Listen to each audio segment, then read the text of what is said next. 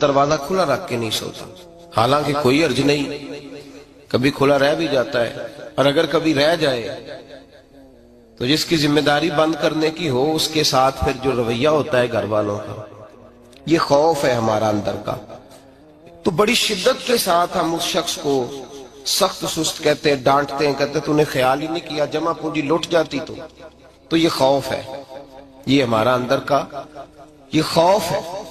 آپ بازار میں جائیں تو درجنوں لوگوں نے گن مین بٹھائے ہوئے ہیں، ان کا دل نہیں کرتا کہ اضافی تنخواہ دی جائے، کیا مطلب ہے ایک آدمی کو اضافی پیسے دینے کا، لیکن وہاں آدمی بٹھایا جاتا ہے، اس کو تنخواہ دی جاتی ہے، اس کی روٹی کا بندوبست کیا جاتا ہے، اس کے سارے ضروریات زندگی کا خیال رکھا جاتا ہے، اور پس منظر یہ ہوتا ہے کہ ڈر لگتا ہے اگر یہ شخص نہ ہوا تو ہماری چوری ہو جائے گی۔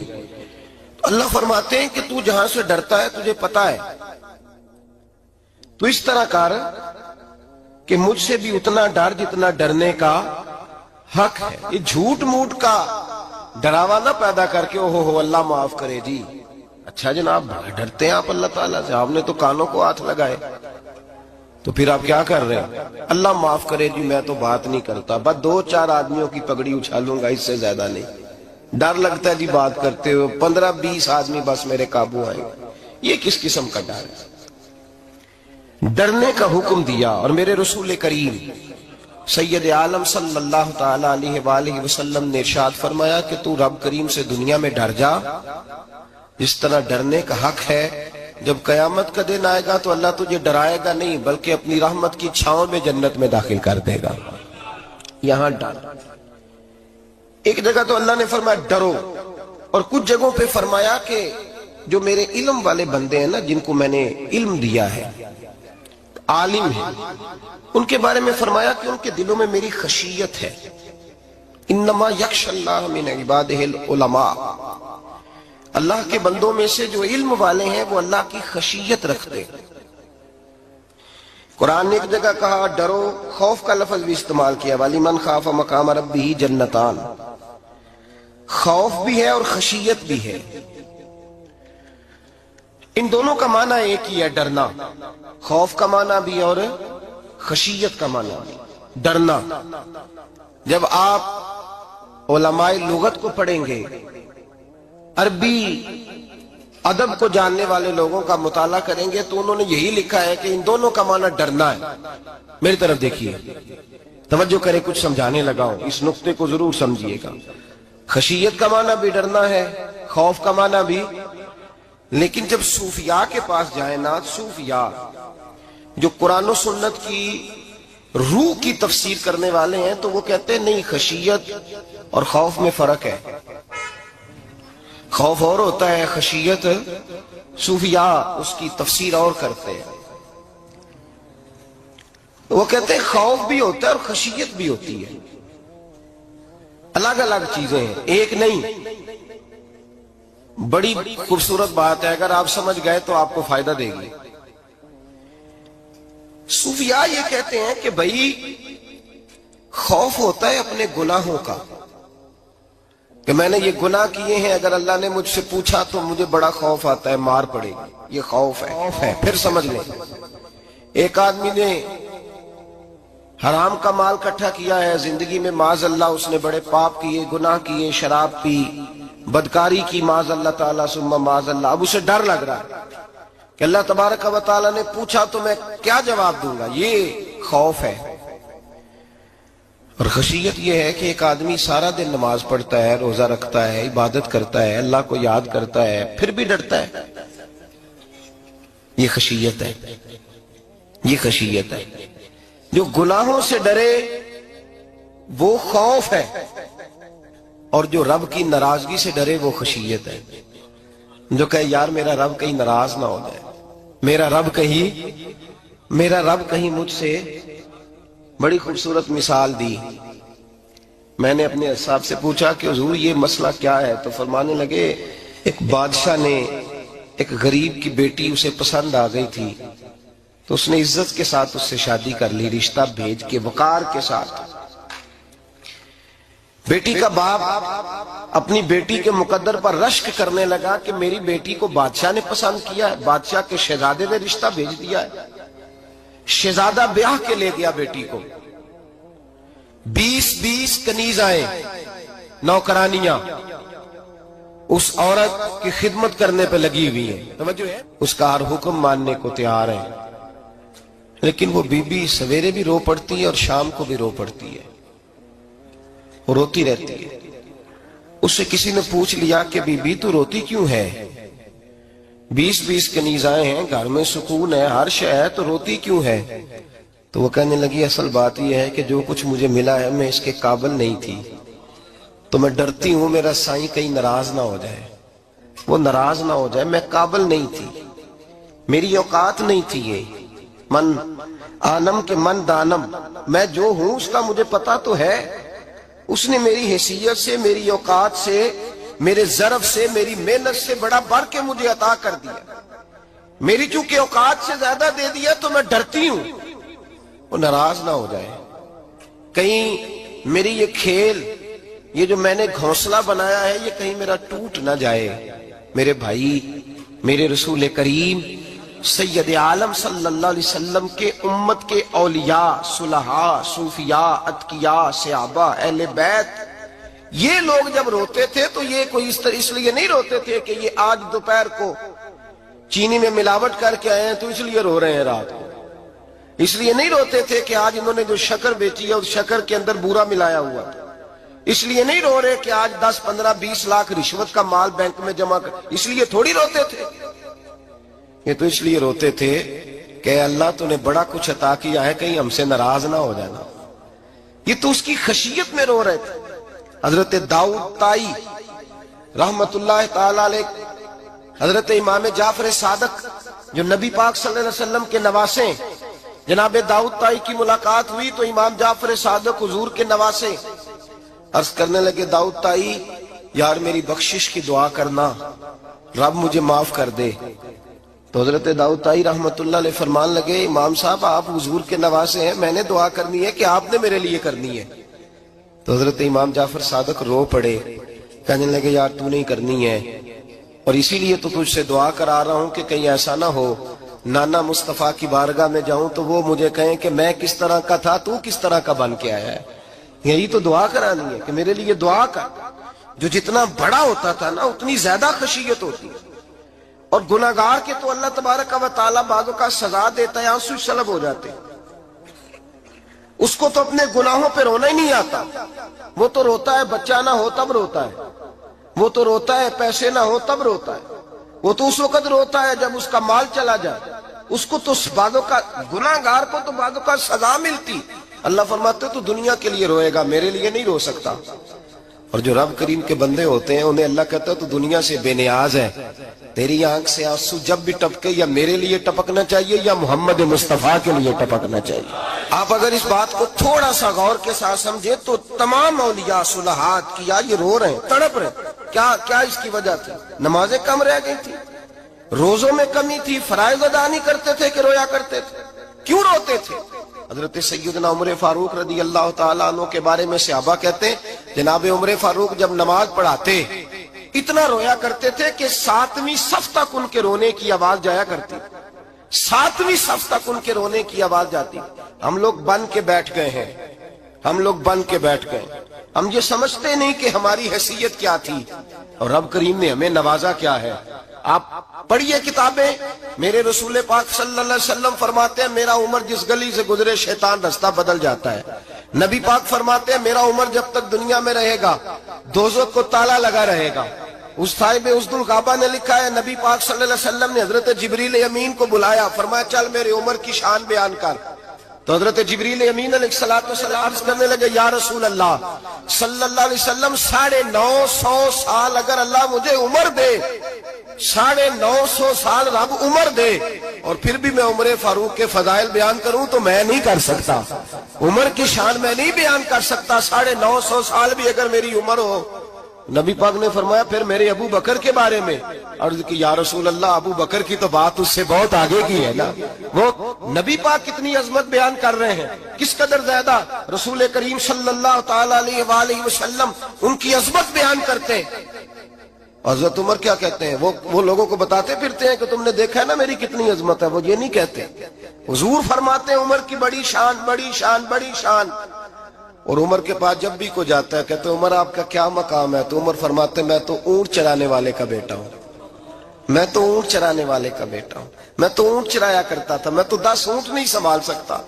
हजरत फारूक आजम रदी अल्लाह तआला अन्हु से पूछते जनाब उमर आपका क्या हाल है, तो आप फरमाते ये तो मेरे मुकद्दर है कि मेरी बहन ने कुरान सुनाया तो मैं दरे रसूल तक पहुंच गया, वरना मुझे पूछने वाला कोई ना होता। कभी जनाब अली मुर्तजा का बाजू पकड़ के कहते हैं अली तू ना होता तो उमर हलाक हो जाता। भाई हुजूर शाने बयान करते हैं। नबी पाक कहते हैं मेरे अबू बकर ने एहसानात किए, बड़े एहसानात किए, मैंने सबका बदला चुका दिया, अबू बकर का नहीं चुकाया। अल्लाह की बारगाह में अर्ज करूंगा या अल्लाह तू इसे बदले दे। और जनाब अबू बकर सिद्दीक से कोई पूछता है अबू बकर आपका क्या हाल है, तो अबू बकर सिद्दीक फरमाते हैं मुझसे मेरे अंदर का आलम ना पूछो, अगर कयामत के दिन ऐलान हुआ ना कि सारे लोग बख्शे गए एक बाकी बचा है, तो मुझे डर लगता है अकेला अबू बकर ही बच जाएगा जो नहीं बख्शा जाएगा, मुझे डर आता है। ओ भाई पन के बैठ गए लोगों को पूछ करके देखें, कहते हैं क्या पाप किया है, क्या हो गया है। खशियत से कांपती हुई रूहें, तड़पते हुए मेरे रसूल पाक के गुलाम, औलिया अल्लाह सूफिया किराम के रोंगटे खड़े हैं रब करीम के खौफ से। जो जितना मालिक को जानता है उतना कांप रहा है, उतना डर रहा है। जिसकी आंखों से आंसू खुश्क है, मतलब ये है ये रब को जानता ही नहीं, इसे क्या खबर उसका जलाल कितना है, इसे क्या खबर उसका अजाब कितना है, तू क्या जाने।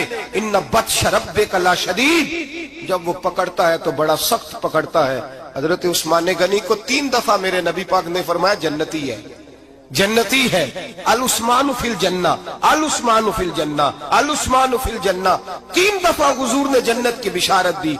मेरे मुस्तफा करीम ने फरमाया मेरा उस्मान गली से गुजरे तो फरिश्ते भी इसकी हया करते हैं। जनाब उस्मान गनी जिनको मेरे नबी ने 2 बेटियां दे के कहा उस्मान मेरी 100 बेटी भी होती, एक के बाद दूसरी इंतकाल करती जाती तो मैं सारी तेरे निकाह में दे देता।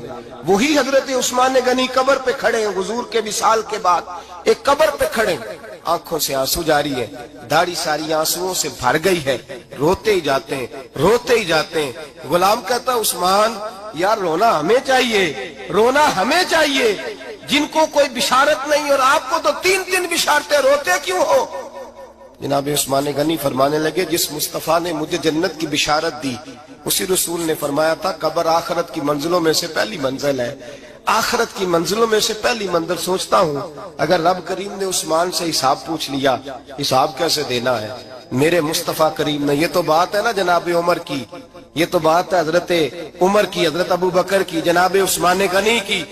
और जिस शेरे खुदा के बारे में नबी पाक ने फरमाया अलीयुन मिन्नी व अना मिन अली, फरमाया अली और मैं 2 नहीं, मैं अली हूँ और अली मैं है। जिनको फरमाया मन कुन्तु मौला हूँ वहादा अलीयुन मौला, जिसका मैं मौला उसका अली भी, उसका अली भी। जिस मौला अली शेरे खुदा को ये दर्जा दिया, वलीउल मुर्तजा उठे हैं, नमाज का वुजू किया है, मुसल्ले की जानिब जाने लगे तो जनाब अली का वजूद थर थर कांपने लगा, थर थर छम छम आंसू बरसने लगे। हजरत सैयदना इमाम हसन आगे बढ़े, अब्बा जी क्या हुआ। फरमाया हसन डर रहा हूँ, मालिक की बारगाह में जा रहा हूँ, कहीं रब अली को धुतकार ही ना दे, कहीं मालिक अली से हिसाब ही ना पूछ ले, कहीं अल्लाह तबारक व तआला नाराजगी की नजर से ना देखे। ओ भाई हम लोग इतने दलेर, इतने तगड़े, इतने स्याह, इतने अक्लमंद, इतने गुनाहों के पीछे पहाड़ हैं, लेकिन मजाल है कोई एक कतरा वो आंसू जो हमने संभाल के रखे हैं दुनियादारी पे बहाने के लिए। कभी अपना हिसाब कर, कभी सोच। रोज शिकवा करता है, कहता है मेरे पास पैसे नहीं, गाड़ी नहीं, कार नहीं, कोठी नहीं, सरमाया नहीं। कभी सोच जो कुछ है अगर रब करीम मेरे और आपके अमाल देखे तो हमारी हैसियत है कि वो सारा कुछ हमें दिया जाता। ہماری اوقات تھی کہ وہ ہمیں دیا جاتا جو اس نے دیا ہے؟ ٹٹول کے دیکھیں، عمر گزر گئی، شکوے کرتے، ذرا پلٹ کے دیکھیں، اگر ہمارے گناہ اور ہماری نیکیاں اکٹھی کی جائیں تو ہم جزا والے نہیں سزا والے نکلتے ہیں معاذ اللہ۔ محمود غزنوی بڑا پیار کرتے تھے ایاز کے ساتھ، بڑا پیار کرتے تھے، نوازا کرتے تھے، روز کوئی نہ کوئی تحفہ ملتا تھا ایاز کو۔ کچھ حسد کرنے والوں نے کہا محمود تو اسے تحفے دیتا ہے اور یہ جنگل میں اسلحہ اکٹھا کر رہا ہے، یہ تیرے خلاف علیحدہ سے فوج تیار کر رہا ہے، کچھ وقت آئے گا یہ تجھے چھوڑ کے علیحدہ سے بادشاہی کا دعویٰ کر دے گا۔ محمود غزنوی کہنے لگے یہ کس طرح کی بات؟ کہا تمہیں پتہ ہے کہ ایاز عصر سے لے کر عشاء تک کہاں رہتا ہے؟ محمود کہنے لگے یار واقعی میں نے کبھی پوچھا تو نہیں، شک کا بیج بو دیا، شک کا بیج بو دیا۔ محمود غزنوی کہنے لگے اچھا آج میں پیچھا کروں گا، تفتیش کروں گا، تحقیق کروں گا کہاں جاتا ہے، تحقیق کروں گا۔ محمود غزنوی نکلے پیچھا کرنے۔ عصر کے بعد ایاز نے جنگل کا رخ کیا، محمود بھی پیچھے پیچھے ہو لیے۔ کہتے ہیں جنگل کے بیچ جا کے ایک جھونپڑی آئی، اس جھونپڑی کے اندر ایاز گئے، دروازہ کھولا، اندر چلے گئے۔ مجھے بڑا غصہ تھا کہ ہر بات مجھے بتاتا ہے، یہ کیوں نہیں بتائی؟ جب ایاز اندر گئے تو میں نے زور زور سے دروازہ کھٹکھٹایا غصے کے ساتھ۔ ایاز نے دروازہ کھولا، باہر آئے، میں نے کہا پیچھے ہٹ۔ ایاز پیچھے ہٹے تو میں اندر چلا گیا۔ محمود کہتے ہیں جب میں اندر گیا تو میں نے اس جھونپڑی میں ایک پرانا کرتا لٹکا ہوا دیکھا، ایک ٹوٹے ہوئے جوتے پڑے ہوئے دیکھے، ایک چھوٹا سا ڈنڈا دیکھا، ایک مٹکا، ایک پیالہ دیکھا۔ میں نے ساری تلاشی لی تو چند ٹوٹی پھوٹی پرانی چیزیں۔ میں نے کہا ایاز یہ کیا ہے؟ تو کہتے ہیں ایاز کہنے لگا بادشاہ ٹٹول کے دیکھ لے، یہی کچھ ہے جو تو نے دیکھا۔ میں نے کہا یہ ہے کیا؟ کہتے ہیں ایاز پیروں میں بیٹھ گیا، تڑپ کے رونے لگا، کہنے لگا بادشاہ یہ میری اوقات ہے، یہ میری اوقات ہے، یہ میری اوقات ہے، یہ میری اوقات ہے۔ کہا کیا مطلب؟ کہنے لگا جس دن تیرے پاس آیا تھا نا تو یہ میری کائنات تھی کل، آج تیری مہربانیوں نے مجھے یہاں تک پہنچا دیا ہے۔ میں جو تیرا غدار نہیں نہ ہوتا، میں جو تیری نافرمانی نہیں کرتا، اس لیے نہیں کرتا کہ میں ہر شام آ کے اپنی اوقات یاد کرتا ہوں، اور پھر مجھے روز رات کو میرا نفس کہتا ہے اس کا وفادار رہنا، اس کا وفادار رہنا۔ تو اس حال میں تھا جب آیا تھا، اگر یہ بگڑ گیا تو پھر تجھے اپنی اوقات کا پتہ ہے نا۔ محمود غزنوی نے سینے سے لگایا، کہنے لگے آج تک تو بچا بھی اس لیے ہے کہ تو اپنی اوقات نہیں بھولا۔ ملا رومی کہتا ہے اپنی اوقات یاد رکھ، تو کیا تھا، تجھے ایک رات سونے نہ دے تو اپنی ٹانگوں پہ کھڑا نہیں ہو سکتا، تیری وہ آنکھ لے جائے تو کچھ نہیں کر سکتا، وہ تجھے معذور کر دے تو کچھ نہیں کر سکتا۔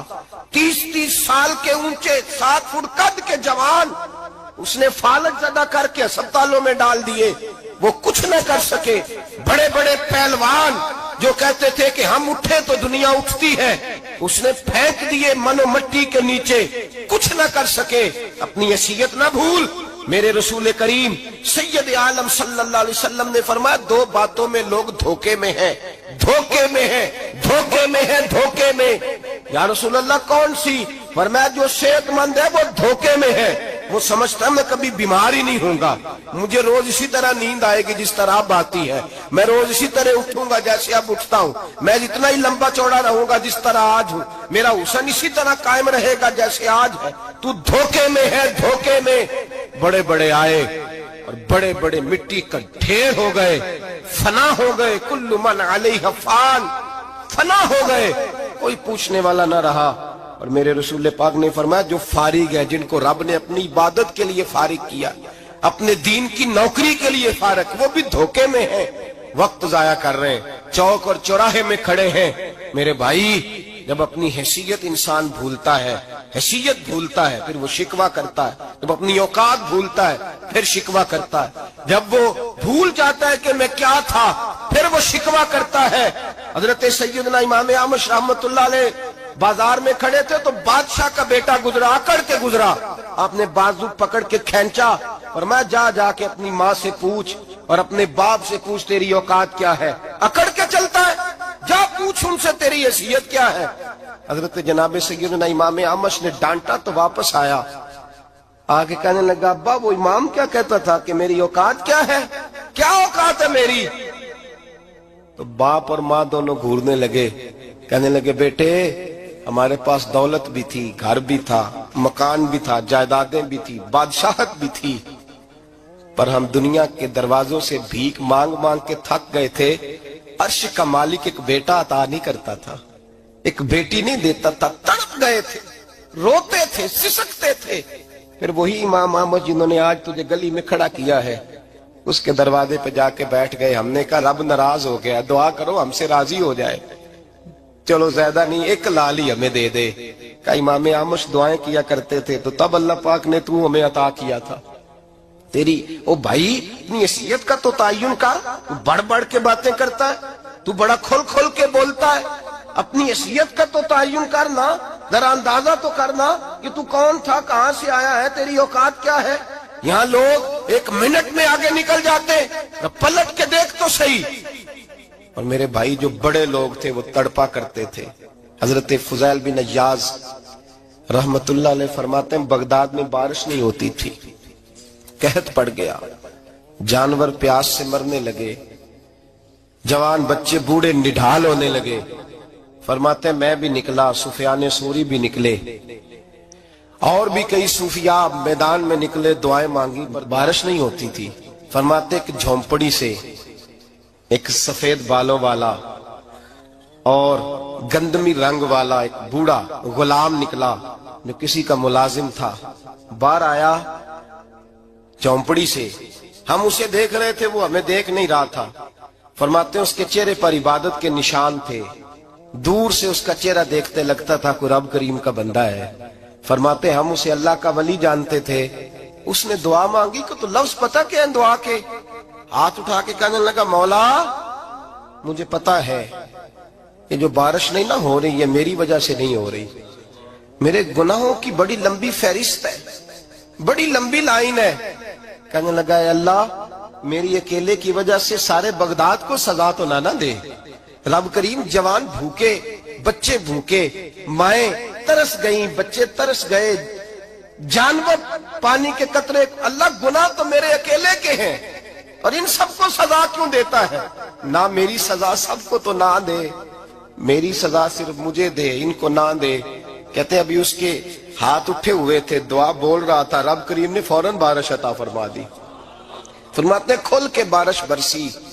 मैंने लोगों से पूछा पता करो किसका गुलाम है, का फला आदमी का। हजरत फुजैल बिन अय्याज कहते हैं मैं शाम को घर चला गया, उसके आका से बात की, खरीद लिया। मैं जब उसको खरीद के लाया, गली में जा रहे थे तो मुझे खड़ा करके कहने लगा फुजैल मैं निकम्मा सा आदमी हूँ, बाल भी सफेद है, मुझसे तो ज्यादा काम ही नहीं होता, क्यों तूने पैसे खर्च किए, मैं इस काबिल ही नहीं था, क्यों खरीदा। तो हज़रत फुज़ैल इब्न अय्याज कहते हैं मैंने उसको कहा कल जो तूने दुआ मांगी थी तू नहीं देख रहा था, हम देख रहे थे, तू तो मकबूल है रब करीम की बारगाह का, तुझे इसलिए खरीद के लाया हूं, तू मकबूल है। कहते हैं ये लफ्ज सुने तो ठहर गए, वो कहने लगे अच्छा आका मुझे 5 मिनट का वक्त मिलेगा। मैंने कहा हाँ हाँ जरूर मिलेगा। कहते उन्होंने वही नमाज की नियत बांध ली, 2 रकतें पढ़ी और 2 रकतें पढ़ के हाथ उठाए, कहने लगे मौला तेरा और मेरा राज था, तूने राज क्यों खोला। अल्लाह मस्तुरना बिसित्री कल जमील, या अल्लाह तेरे पास प्यारे प्यारे पर्दे हैं, एक पर्दा मुझे अता कर दे, मुझे अपना रख, मुझे लोगों के सामने मेरे पर्दे ना खोल।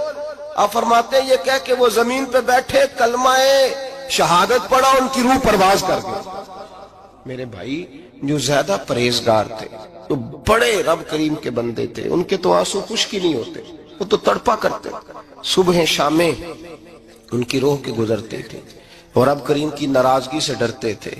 वो कहते थे मालिक कहीं नाराज ना हो जाए, कहीं बिगड़ ना जाए। मेरे रसूल करीम सल्लल्लाहु अलैहि वसल्लम के सहाबी कहते हैं एक जंग से खुशखबरी आई, तो जो खुशखबरी लाने वाले थे वो हजरत उमर फारूक रदी अल्लाह ताला अन्हु के पास पहुंचे खुशखबरी देने। हजरत उमर रदी अल्लाह ताला अन्हु खड़े थे, सहाबी ने आके कहा उमर मुबारक हो। जनाब उमर कुछ लोगों से गुफ्तगू कर रहे थे, बातचीत जारी थी, कहा मुबारक हो फतह हो गई। हजरत उमर कहने लगे ठहर तो जा, इससे तो बात कर लेने दे जिससे कर रहा हूं। जब कहना ठहर तो जा, वो जो पीछे खड़े थे वो शर्मिंदा हो गए, इतनी सी बात है ना। चौधरी तो बंदा बनता ही तब है जब 5-10 की एक दिन के अंदर बेइज्जती कर ले। पढ़ा लिखा तो बनता ही तब है जो 10-15 को जाहिल कह ले। तो बड़ा तो बनता ही तब है जो 5-6 को नीचा दिखा ले। तो ये हमारी डिग्रियों का तो मिजाज ही बड़ा मुख्तलिफ है। हम तो एजाज वाले होते ही तब हैं जब कुछ छोटा होगा तो हम बड़े होंगे ना। हम तो चाहते हैं हमें कुछ छोटा मिले, किसी को छोटा करके उसके कद पे सवार होके बड़ा होना चाहते हैं। इतनी सी बात थी कि ठहर जाना यार, पहले इसकी तो सुन लेने दे। वो शर्मिंदा हो गए साहब। जब वो शर्मिंदा हुए तो सैयदना फारूक आजम दौड़े गए। सहाबा कहते हैं गारा था, कीचड़ था, उस गारे में सर रखा, सजदा करने लगे। उठे, कहने लगे मौला अपनी उम्र से नाराज ना हो जाना। ये कल तक ऊंट चराया करता था, आज तेरी मखलूक को शर्मिंदा करने लग गया है। ये अपनी हैसियत ही भूल गया, इसे खबर ही नहीं कि ये क्या था। ये आज तेरी मखलूक को शर्मिंदा करता है। अल्लाह अपनी उम्र से नाराज ना हो जाना। वो शख्स कहते हैं पीछे आके खड़ा रो रहा हूं। मैंने कहा उमर क्या कर रहे हो? फरमाया नहीं यार, मैंने तुझे शर्मिंदा किया है, ये मैं भूल गया था कि मैं क्या हूं। भाई अपनी हैसियत का तायुन करें। आओ आज अपनी हैसियत का तायुन करें। देखें हम कहां थे, कहां बैठे, पलट के देखें क्या थे, हम क्या हैं। रातें कहां गुजरती हैं, सुबह कहां बीतती हैं। एक लम्हे के लिए पलट कर अपने जुल्म, ज्यादतियां, झूठ, गीबतें, बेहयाइयां, अपनी जिंदगी के उमूर का अगर हम यक नजर जायजा लें, पीछे पलट के देखें तो हजरत जनाब सैयदना गौसे आजम जिलानी रदी अल्लाह ताला अन्हु फरमाया करते थे अगर लोग अपने गुनाह याद करें तो वो परेशान हो जाएं कि हमें पानी का कतरा क्यों मिल रहा है। वो अगर अपनी गलतियां याद करें तो उन्हें एहसास हो कि उनका सांस कैसे चल रहा है। तो भाई अगली बात सुनोगे तो और हैरान हो जाओगे। हजरत गौसे आजम रदी अल्लाह ताला अन्हु फरमाया करते, आप फरमाया करते कि अब ख्याल आता है, अब सोच आती है कि रब करीम ने कितनी ढील दी हुई है। हम हैं कि समझते हैं ये मेरी अक्लमंदी का कमाल है कि मुझे सारा कुछ नाफरमानी के बावजूद भी मिल रहा है। भाई खशियत इलाही पैदा करें। जितना बंदा बड़ा होता था उसके दिल में खौफ भी अल्लाह का वो जानता था। हजरत इमाम आजम अबू हनीफा बैठे थे तो एक बीबी फतवा पूछने आई। बीबी रोज खामन से मुतालबा तो करती है, फलां चीज चाहिए, फलां चीज चाहिए। अल्लाह करे वो ये मुतालबा करने लग जाए कोई शय नहीं चाहिए, जो चाहिए हलाल का चाहिए। आमीन तो कह दे। अल्लाह करे बीबी ये मुतालबा करने लग जाए सूखी रूखी चाहिए पर चाहिए मुझे जायज देना, बेशक एक वक्त देना। अल्लाह करे ये मुतालबा होने लग जाए। शब बारात की बड़ी मुकद्दस रात, अल्लाह करे इस रात ये मुतालबा होने लग जाए। एक बीबी आई खातून, चरखा काटती है, सूत बनाती है। हजरत इमाम साहब से मसला पूछने आई। क्या मसला पूछा उसने? कहने लगी हजरत जी मैं ना रात को अपनी छत पे बैठ के चरखा काटती हूँ, सूत बनाती हूँ। 14वीं रात का चांद जब चढ़ा होता है तो उसकी रोशनी में मैं चरखा काटती हूँ। कई दफा ना बादशाह का लश्कर मेरी गली से गुजरता है, बड़े बड़े लालटेन उन्होंने पकड़े होते हैं, बड़े बड़े रोशनदान, बड़ी बड़ी उनके अंदर रोशनी होती है। तो हजरत जी कई दफा ना वो जब गुजरते हैं तो उनकी रोशनी में भी मैं कुछ सूत बना लेती हूँ।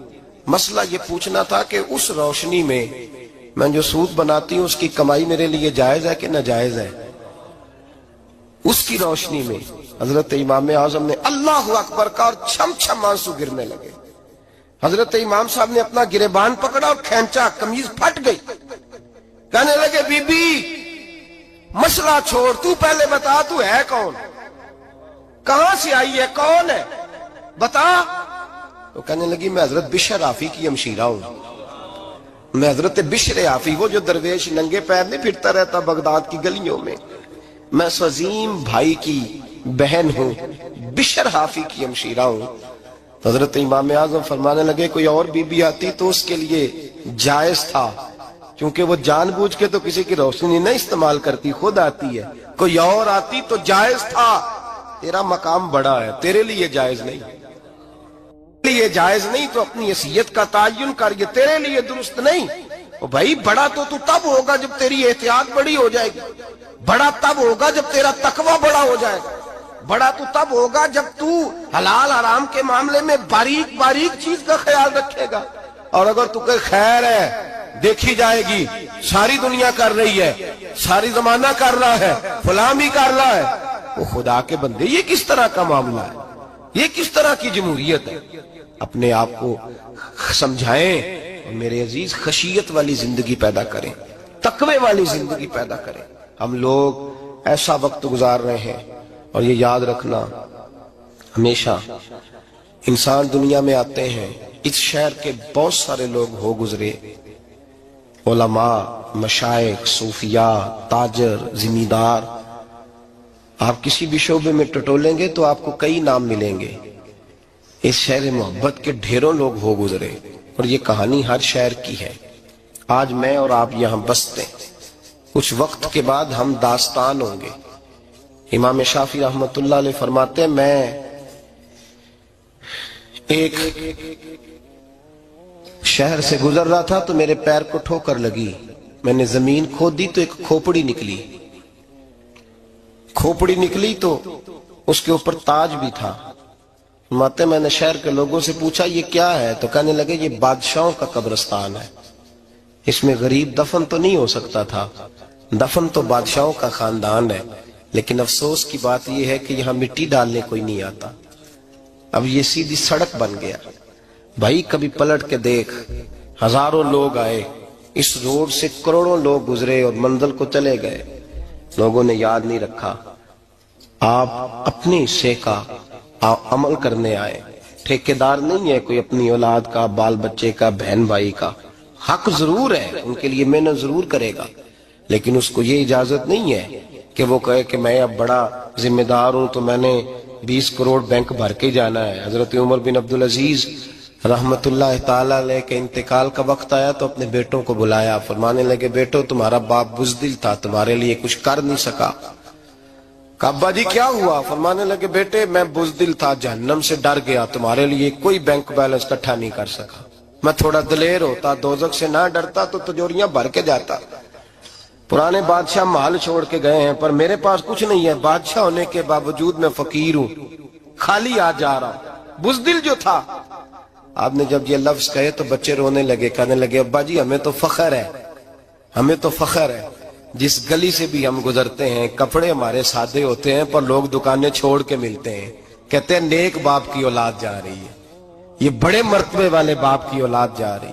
بھائی یاد رکھیں، خشیت الہی پیدا کریں، نہ اپنی ذات کے ساتھ ظلم کریں۔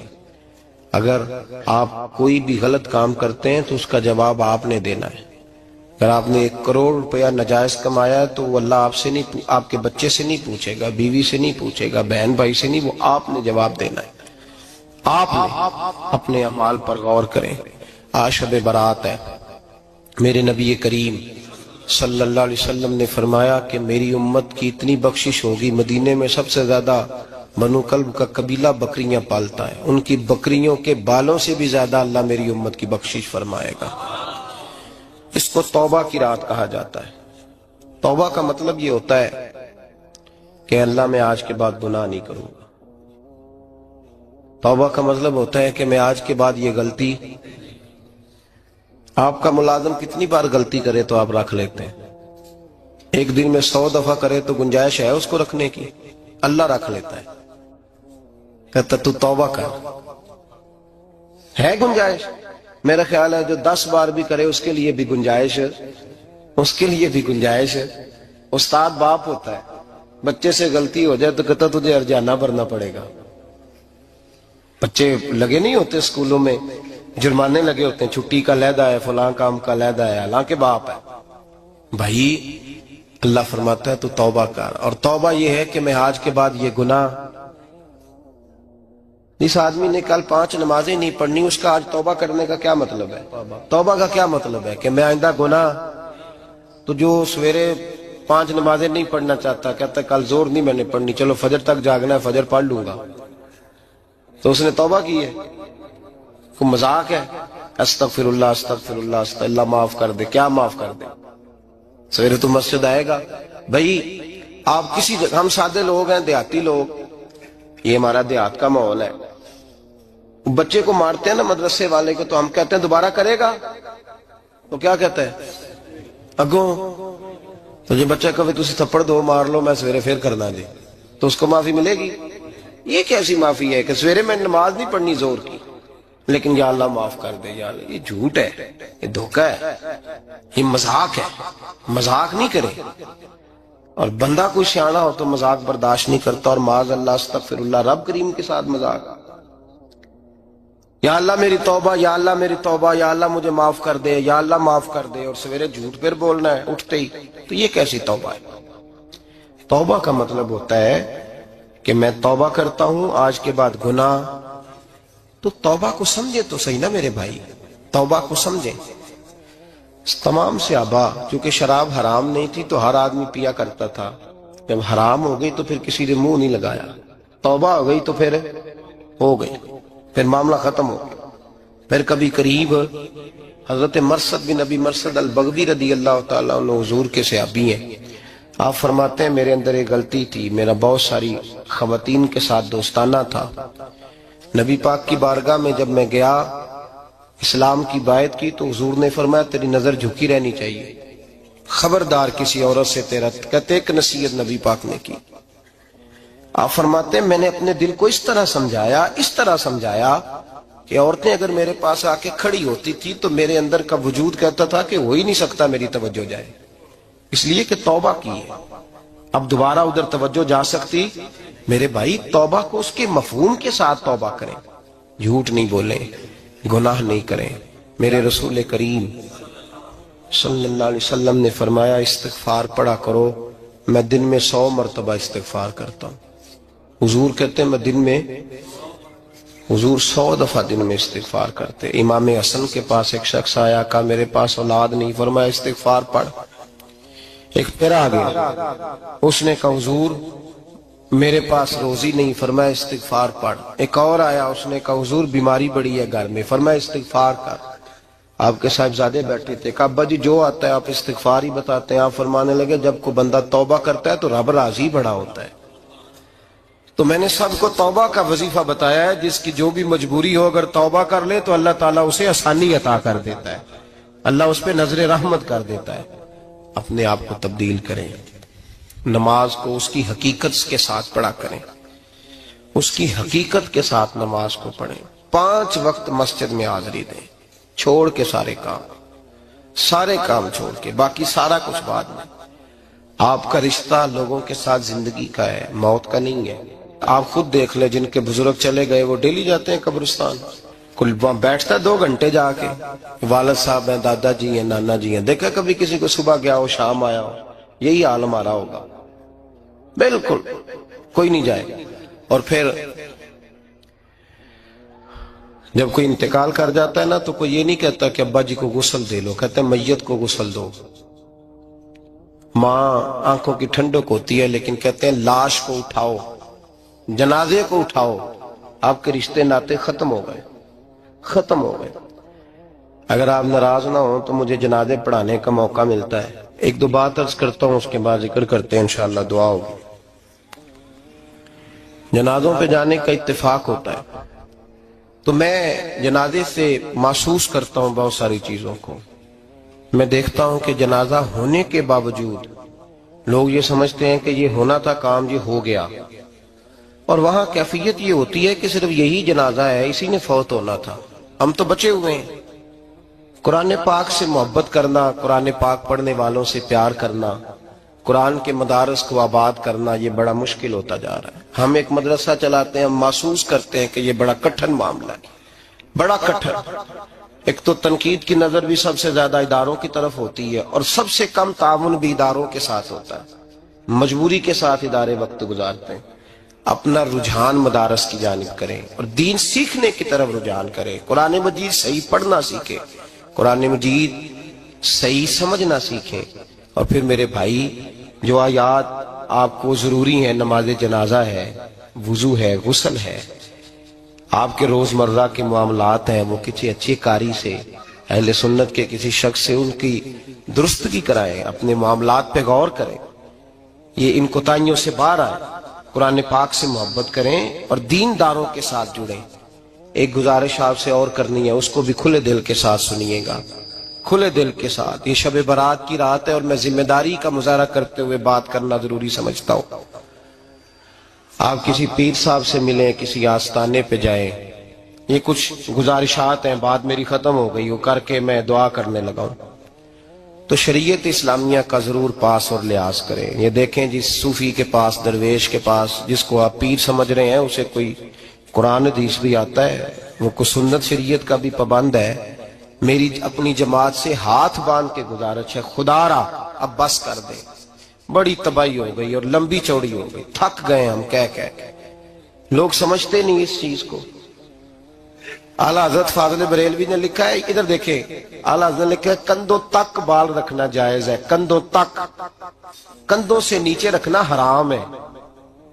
کیسے اس شخص کو لوگ پیر مان لیتے ہیں جس نے داڑھی سنت سے چھوٹی رکھی ہوئی ہے, بال بڑے رکھے ہوئے ہیں. یہ ملنگ صاحب ہے.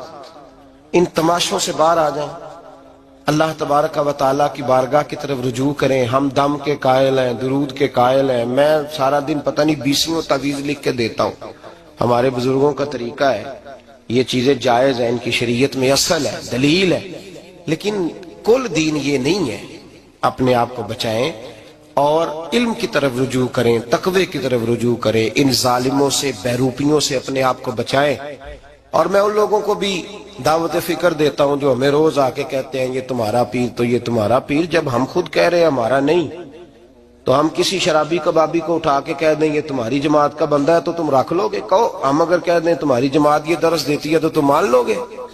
یہ کیا بات ہوئی؟ اگر کسی جماعت کا کوئی شخص غلط ہے, اور ہم درباروں والے نہیں, ہم تو مسجدوں والے لوگ ہیں.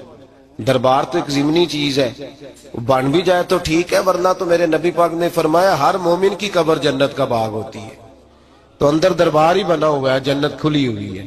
اوپر بلڈنگ بننا اتنا ضروری کام, مہربانی فرمائیں ایک تو اپنے آپ کو دین کی طرف راغب کریں. رمضان شریف آئے گا, اپنی اصلاح کی کوشش کریں, اور جب کسی دینی مجلس میں جائیں تو روح کی دنیا لے کر کے جائیں, کچھ سیکھنے کے ارادے سے جائیں, کچھ درس لینے کے ارادے سے جائیں. جمعے پڑھیں, دروس سنیں, تو کچھ لینے کے ارادے سے جائیں, اور دین کی خدمت میں اپنے حصے ڈالنے کی کوشش کریں.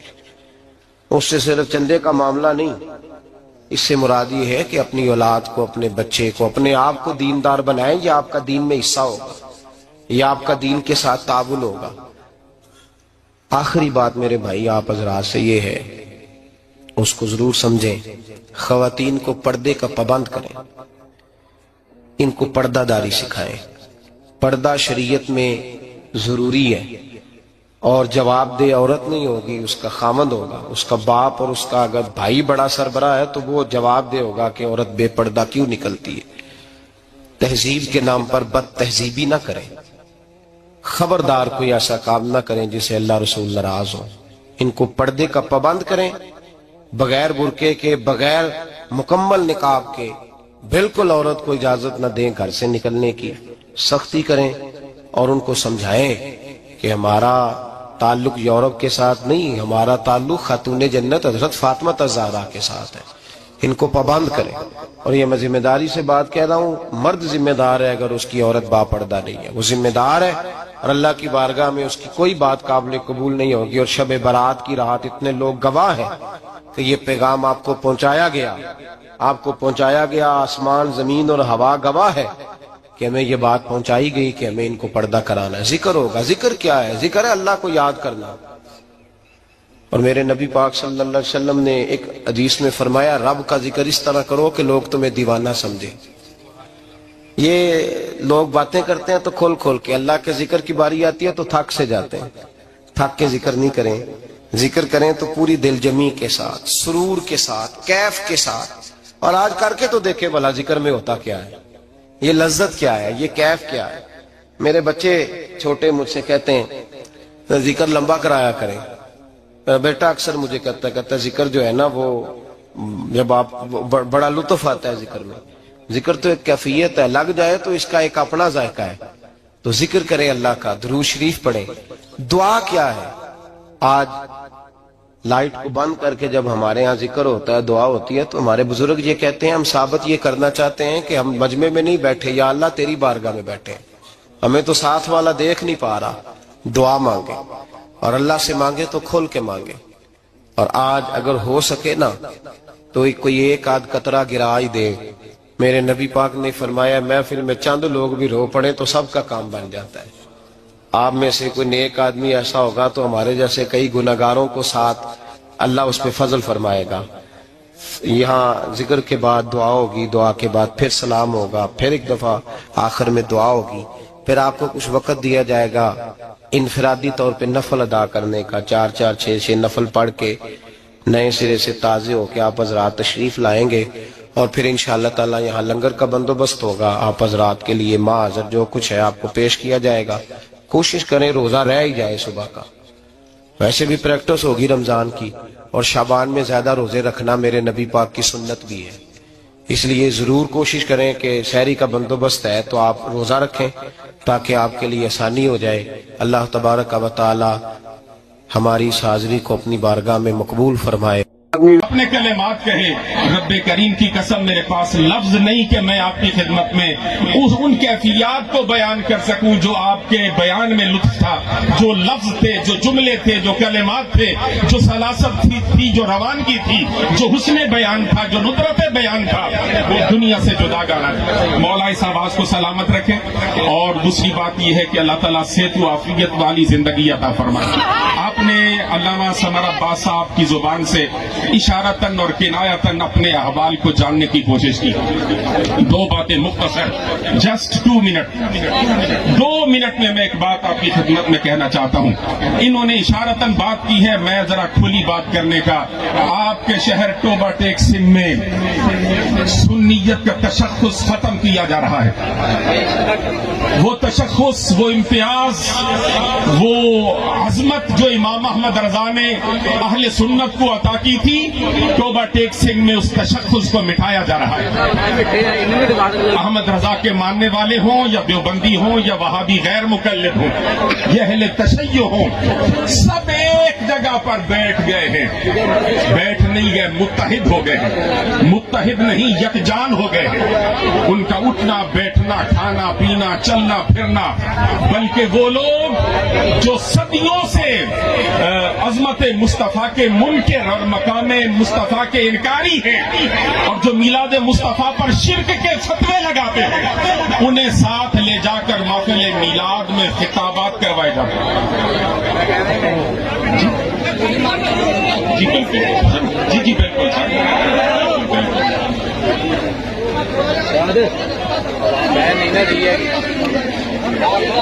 جی جی. بیٹھو تشریف رکھو, کر لینا ٹھیک سارا کچھ. آپ کا تشخص مٹایا جا رہا ہے ٹوبہ ٹیک سنگھ سرزمین پر. اور دوسری اہم ترین بات یہ ہے, یہ میں نے اشارتاً بات کی ہے, اور میرے دوستوں کو عصر کی نماز کا وقت یاد آ گیا. جی ہاں, عصر کی نماز کا وقت بھی ہو گیا ہے. جی سر, یہ روح زمین پر سرکار امام علی مقام سید الشہداء کا چہلم 22 سفر تک ہو جاتا ہے, لیکن ٹوبہ ٹیک سنگھ میں 8 ربیع الاول شریف کو ہوتا ہے. سب سے پہلے اس زیادتی کے خلاف آپ کے خادم اور غلام نے آواز بلند کی تھی ضلع یمن کمیٹی کے اندر, پھر ڈویژنل امن کمیٹی کے اندر, اور پھر صوبائی اتحاد بین المسلمین کمیٹی کے اندر, کہ ٹوبہ ٹیک سنگھ میں چہلم امام علی مقام امام ہمیام اپنے دنوں میں منایا جائے. میں نے اس سال پھر سالوں کے بعد یہ آواز اٹھائی. میں آپ کو صرف ایک بات کہنا چاہتا ہوں, سنیوں اپنے تشخص کو قائم کرنے کے لیے اپنے پیروں پر کھڑا ہونے کی کوشش کر